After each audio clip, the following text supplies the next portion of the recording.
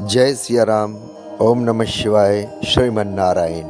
मैं नरेंद्र वर्मा भक्ति story vlog में मेरे प्रिय श्रोतागणों, मेरे प्रिय सब्सक्राइबर्स, आपका बहुत बहुत शुभ अभिनंदन। आशा करता हूँ अब सब ठीक होंगे।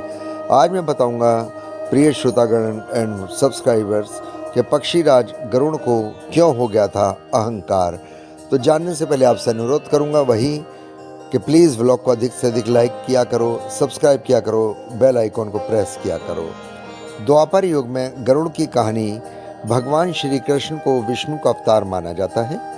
विष्णु ने ही राम के रूप में अवतार लिया और विष्णु जी ने ही श्री कृष्ण के रूप में श्री कृष्ण की 8 पत्नियां थीं, रुक्मणी, जामवंती, सत्यभामा, कालिंदी, मित्रविंदा, सत्या, भद्रा और लक्ष्मणा। इसमें से सत्यभामा को अपनी सुंदरता और महारानी होने का घमंड हो चला था। दूसरी ओर सुदर्शन चक्र खुद को सबसे शक्तिशाली समझता था और विष्णु वाहन गरुड़ को भी अपने सबसे तेज उड़ने पर घमंड था। एक दिन श्री कृष्ण अपनी द्वारका में रानी सत्यभामा के साथ सिंहासन पर विराजमान थे और उनके निकट ही गरुड़ और सुदर्शन चक्र भी उनकी सेवा में विराजमान थे। क्षमा चाहता हूँ। बातों ही बातों में रानी सत्यभामा ने व्यंग्यपूर्ण लहजे में पूछा, आपने त्रेता युग में राम के रूप में अवतार लिया, सीता आपकी पत्नी थी, क्या वह मुझसे भी ज़्यादा सुंदर थी? भगवान सत्यभामा की बातों का जवाब देते हैं और उससे पहले ही गरुड़ ने कहा, भगवान क्या दुनिया में मुझसे भी ज़्यादा तेज गति से कोई उड़ सकता है? तभी सुदर्शन चक्र से भी न आ गया और उसने भी बोल पड़ा, हे नारायण भगवान, क्या मैंने बड़े बड़े युद्धों में आपको विजयश्री दिलवाई है? क्या संसार में मुझसे अधिक शक्तिशाली, मुझसे बलवान कोई है? तब प्रभु बोले, समझ गए तीनों में अभिमान आ गया है। प्रभु मंद मंद मुस्काने लगे, हंसने लगे और विचार करने लगे, इनका कैसे घमंड को नष्ट किया जाए। तभी प्रभु बोले, एक सुझाव आया। प्रभु बोले, हंसते हंसते, ये जान रहे थे कि इन तीनों को भक्तों को अहंकार तो हो ही गया है और इनके अब घमंड को नष्ट करने का विचार करने लगे। ऐसा सोचकर उन्होंने गरुड़ से कहा कि हे गरुड़, तुम हनुमान के पास जाओ और कहना भगवान राम सीता के साथ आपकी प्रतीक्षा कर रहे हैं। गरुड़ भगवान की आज्ञा को लेकर भगवान हनुमान के पास चले गए।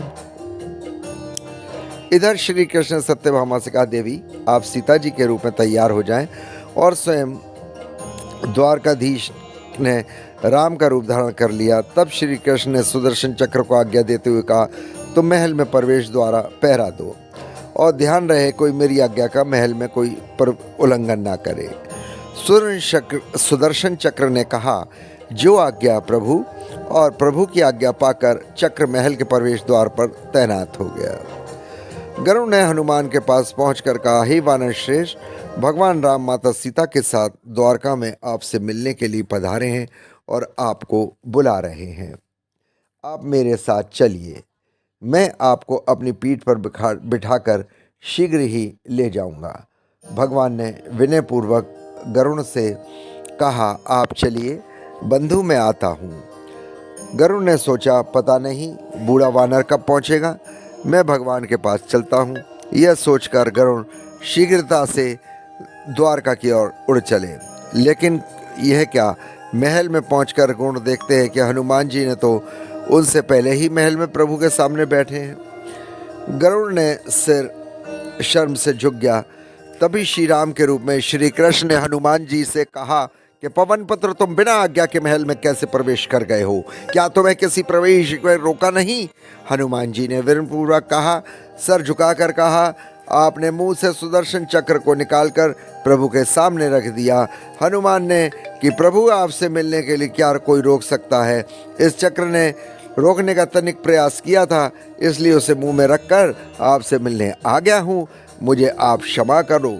भगवान प्रभु हंसने लगे और अंत में हनुमान ने हाथ जोड़ते हुए कहा, श्री राम से प्रश्न किया, हे प्रभु, मैं आपको तो पहचानता हूँ कि आप ही श्री कृष्ण के रूप में मेरे राम हैं, लेकिन आप अपने माता पिता के स्थान पर, अपने माता सीता के स्थान पर किसी दासी को इतना सम्मान दे दिया, यह आपके साथ सिंहासन पर विराजमान है।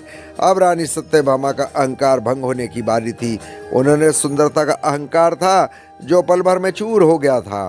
रानी सत्यभामा, सुदर्शन चक्र व गरुड़, तीनों को गर्व चूर चूर हो गया था। वे भगवान की लीला समझ रहे थे और तीनों की आंखों में आंसू बहने लगे और वे भगवान के चरणों में झुक गए। तब प्रभु ने अपने भक्तों को, घमंड को और अपने भक्तों के हनुमान द्वारा ही दूर किया।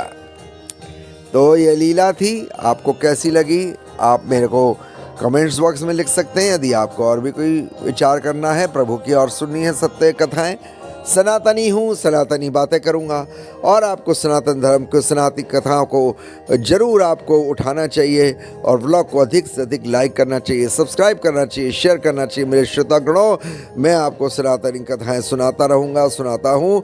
आपका भी भाग्य खुलेगा, आपको भी ईश्वर की प्राप्ति होगी, आप भी पुण्य के भाग्य मिलेंगे। व्लॉग को सब्सक्राइब करें, शेयर करें, बेल आइकन को प्रेस करें। जय महाकाल।